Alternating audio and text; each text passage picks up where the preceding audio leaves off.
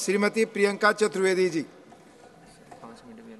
5 minute. शायद दिन की, हाँ आखिरी वक्ता हूँ शायद दिन की, तो आप थोड़ा जेनरोसिटी दिखाएंगे। सर, माननीय राष्ट्रपति ने अपने अभिभाषण में जब शुरुआत की थी, उनका सबसे पहला स्टेटमेंट ये था कि this is my first address in this new parliament building. This magnificent building has been constructed at the beginning of आज़ादी का अमृत काल। It also resonates with the resolve to respect our democratic and parliamentary traditions. खुशी की बात थी, पर दुख इस बात का था कि 3 मौके थे as a constitutional head of the state जहां पे उनको शामिल किया जा सकता था, पर उनको शामिल होने नहीं दिया।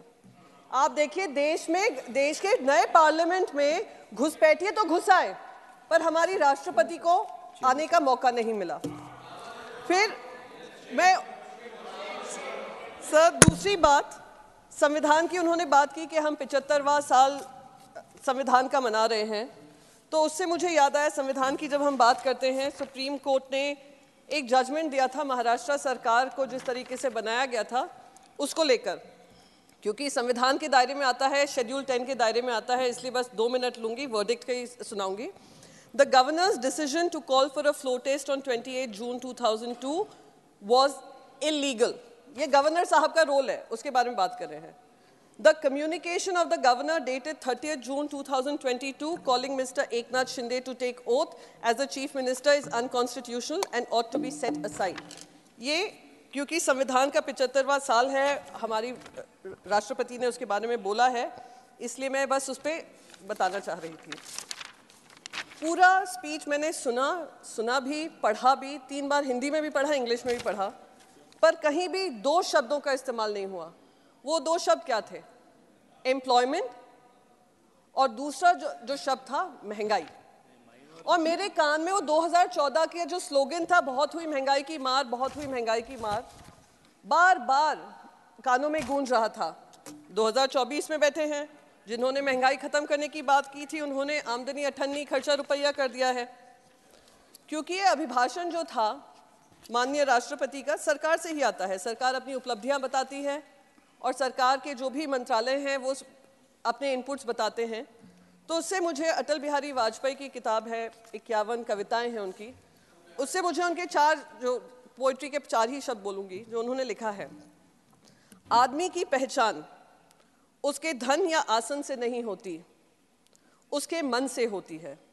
मन की फकीरी पर कुबेर की संपदा भी रोती है। तो जहाँ पे फकीरी हो देश के लिए, और देश के जो 4 स्तंभ की बात कर रहे हैं, जिसका वादा 2014 में भी किया था, नारी शक्ति की बात हो, महंगाई की बात हो, भ्रष्टाचार की बात हो, खुलेआम भ्रष्टाचार हो रहा है महाराष्ट्र सरकार में। मैंने सारे अनपार्लियामेंट्री वर्ड्स देख लिए हैं सर, जो मैं शब्द यूज करने वाली हूँ वो अनपार्लियामेंट्री नहीं है। गैंग वॉर चल रहा है बाकायदा कैबिनेट में, क्योंकि संविधान के तौर तरीके को दुरुपयोग हो रहा है, इसलिए मुझे लगा कि मैं इस पर चर्चा कर लूँ। साथ ही साथ राष्ट्रपति जी ने बताया इनकम टैक्स रिटर्न्स किस तरीके से बढ़े हैं, 3.25 करोड़ से 8.25 करोड़ बढ़े हैं, अच्छी बात है, पर रिटर्न्स बढ़े हैं, टैक्स नहीं बढ़ा है। जो टैक्सेबल इनकम है वो नहीं बढ़ी है, और बल्कि यहाँ पे number of tax payers drop हुए हैं 19 और 20 में, 2019 और 20 में। देश की पूरी आबादी में सिर्फ 6.23% ऑफ इंडियाज पॉपुलेशन टैक्स पे करता है।